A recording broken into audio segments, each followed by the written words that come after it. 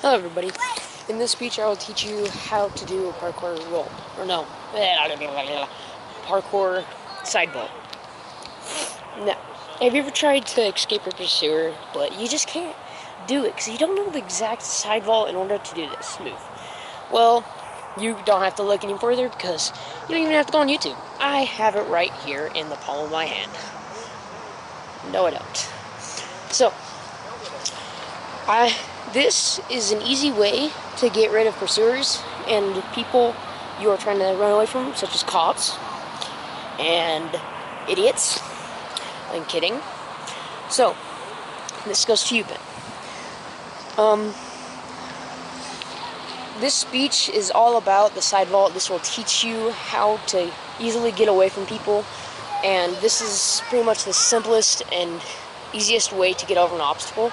There is no quicker way to get over an obstacle besides the side vault. Probably the dash vault? No. I don't know. So, in this speech, I will teach you how to perform this move, what materials you need for this move, and the step-by-step procedure on how to conquer this exact move.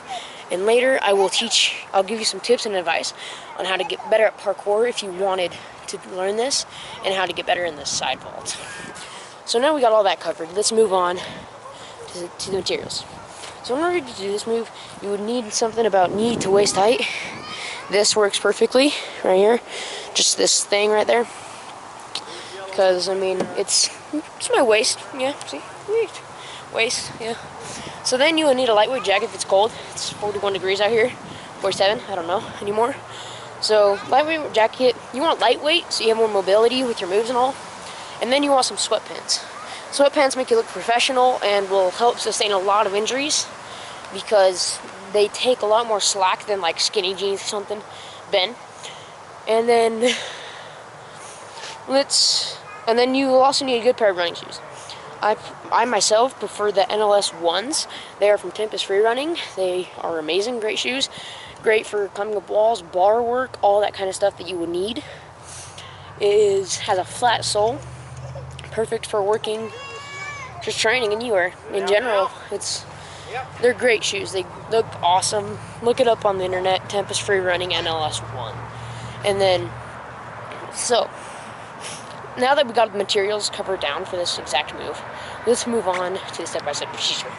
So you can't do this move standing, so you will need some momentum to drive into the object, because doing it standing is kind of impossible unless you have mad hops, unlike Ben. Because Ben is not good at anything. So, just because he's Mormon. So, once you get the jumps and everything, so you're running up, you get your momentum to drive up into the object, you're going to jump and be as parallel as you can to the obstacle in order to do this. If you don't have your parallel, you'll like nick your knee or nick your shin or something and it'll hurt badly. I was doing a precision over here earlier and I bruised my shin badly. It is badly bruised. So, once you have the parallel jump and everything, you will want to have something to balance on. Like, so if you do this, your hand will slip because it's not the right technique for what you want to do here.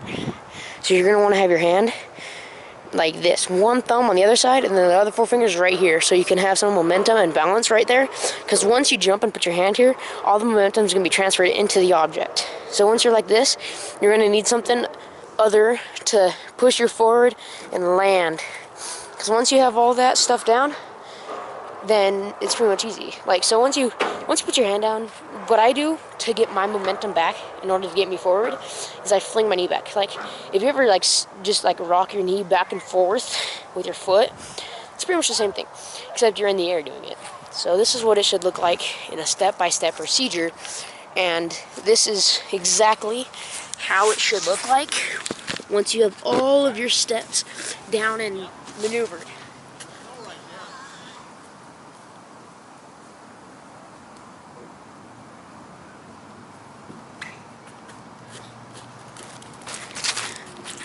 I slipped and almost fell, but that's okay. So, now that we've talked about the step-by-step procedure and all the materials they need for this, let's move on down over to the tips and advice. So, if you want to get started in parkour, I just taught you an easy vault to learn how to do. And you also want calluses. Like, I don't have much calluses on this hand. I have more on the other hand. Some right there and then some right there. I don't know if you can see it. But yeah, so I have calluses. You need calluses for parkour. Calluses protects you from hand rips. If you ever peel off a blister and like see the red stuff on the inside, that's exactly what a hand rip is, except it rips off the skin and it hurts a lot more than people would think. Because I mean, it's against your will. It's like, oh hey, you run up to an obstacle, the obstacle says, oh hey, I'm gonna rip off your skin now, thank you, and it just like takes a bit of it and eats it in front of you like Goldmember. I think that, actually no, that resembles Ben a lot more. Yeah, I'm dishing on you, Ben. So, once you got all this stuff down, you will also need technique. Technique is the key ingredient in all of these parkour moves, everywhere. Like, there's no, if you're doing parkour, there's not a chance you can even do this without any technique. So now that I've talked about the three stuff, like the materials, the step-by-step procedure, and some tips and advice on how to do this move, let's move on.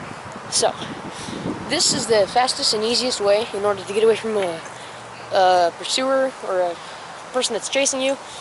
I haven't run away from anyone yet, but I have a feeling I'm gonna get kicked out somewhere and I'm gonna have to run away, and this vault's gonna help me. So, this is the quickest and easiest way to get away from somebody, and this is the easiest side vault to learn, well, easiest vault to learn. So, if you want to get out and start doing parkour, this is the way to do it. So, hopefully, if you guys would like to train with me, come to Terry Day Park around 3:30 to like 5. I will be here with one of my other friends training for about an hour and 30 minutes to 2 hours every day, except on weekends, because I have plans on that weekend. So, yeah, that helped. Ben, I'm not available. Thank you. See ya.